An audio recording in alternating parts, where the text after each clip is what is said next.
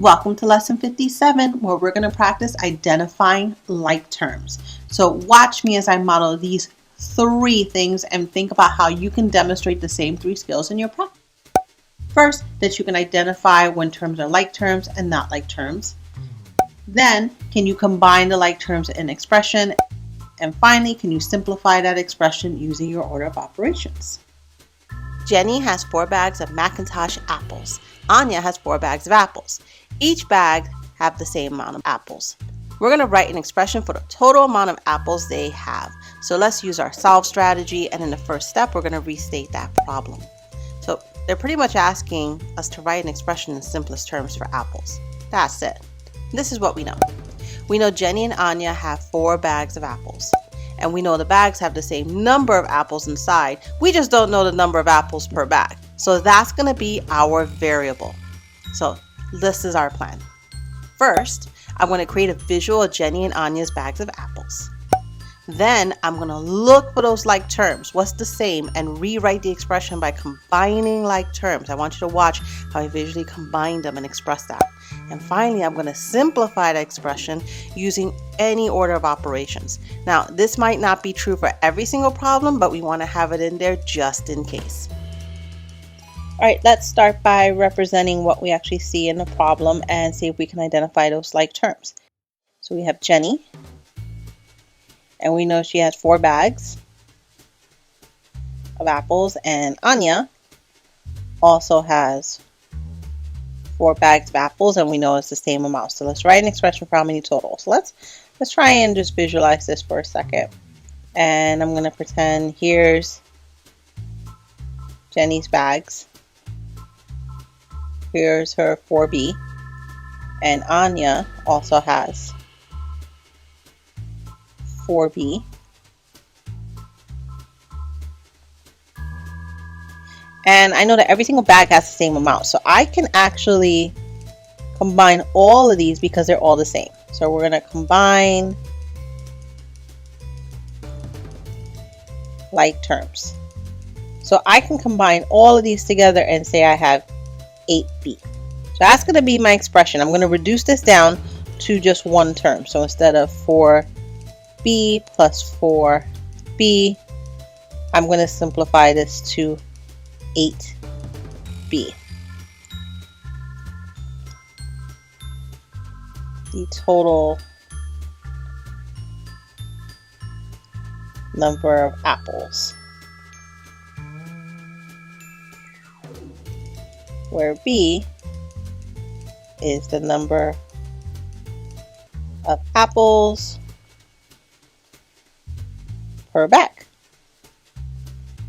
So as I said, pause, we can jot this down, but you can see how my visualization helps me to recognize and identify what terms are in common.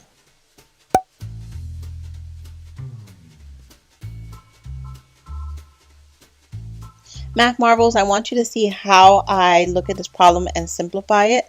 First, I'm going to write my entire problem down. And now I'm going to do some looking work. I'm going to look to identify any constant terms. I have 2 of them, positive 6 and negative 1. Now I'm going to look at my variables, my coefficients. Are they the same? Well, these both have x's, and even though the coefficients are different, because I still have x and x, these are like terms. So I'm going to highlight these as well. And now I'm going to move the yellows next to the yellows and the reds next to the reds. Notice how my negative sign goes with it. So here are my yellows. And here are my reds.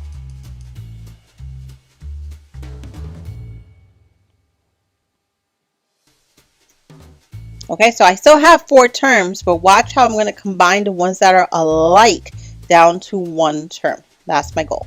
So let's think about the one on the left, and I will name that I will have a negative number here. But let's go back and just revisit a little bit why. Go back and remember What does 3x mean? It means I have 3 sets of a number, all the same number. And I'm going to take away 5x's. Remember, we haven't done these in a while. Here's some negatives. Kind of jogging your memories a little bit. Yeah. Okay, now what happens when we add positive and negative integers? We know they cancel out. So these make a 0 pair, these make a 0 pair, and these make a 0 pair. So I'm left with negative 2x's. And that makes sense. So if in your mind you might have said, oh, I know that because 3 minus 5 gives us negative 2. So whichever one, the visual helps you, but if you can just do it fluently in your mind, either one will help. So I'm combining those two terms down to one term, negative 2x. This is one term, negative 2x. Now I'm going to do the same thing to my constants. Positive 6 minus 1. That's simple enough for us to do. 6 minus 1 gives us positive 5. So that is our second term. So now we're left with negative 2x plus 5. Now, can I do anything else with this? Well, no, because they're not the same anymore. I have x's and I have constant numbers. I can't simplify this anymore. This is in simplest terms. All right, so let's hit pause so we can jot this down.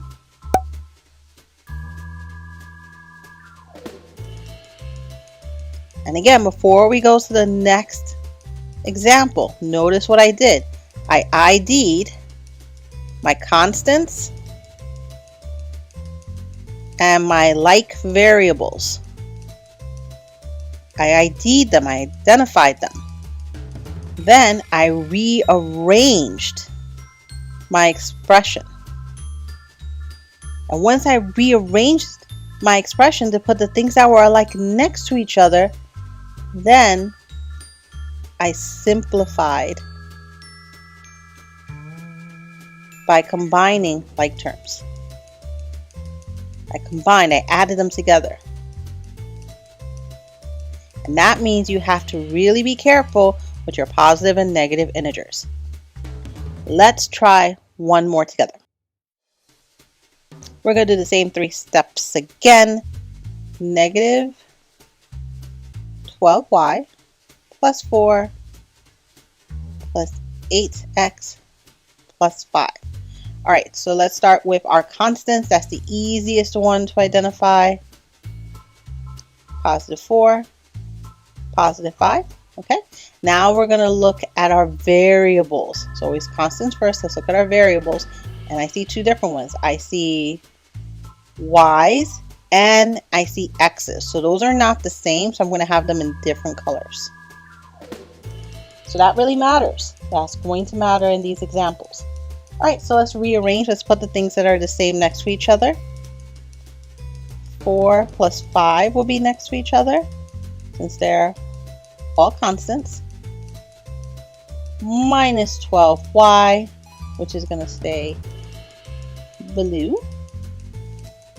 And plus 8x, which will stay yellow. So I rearranged. And now let's combine like terms, meaning we're going to add terms together, or integers together. And the first one's pretty easy. 4 plus 5 makes 9. They're both positive. There are no more blues, so 12y stays the same. And 8x, there are no more x's, so they stay the same.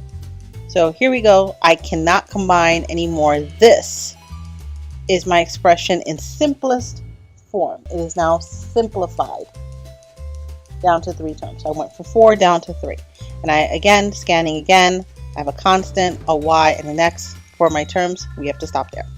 So there you go, Math Marvels. We're going to stop with this example, but you're going to continue to follow these 3 steps with your work. Make sure you're copying down your expression exactly. Identify those constants, identify those variables, rearrange them so things that are alike are next to each other, and then combine like terms by adding your integers. That's it for today, Math Marvels. Let's get some practice in, and I will see you in the next lesson.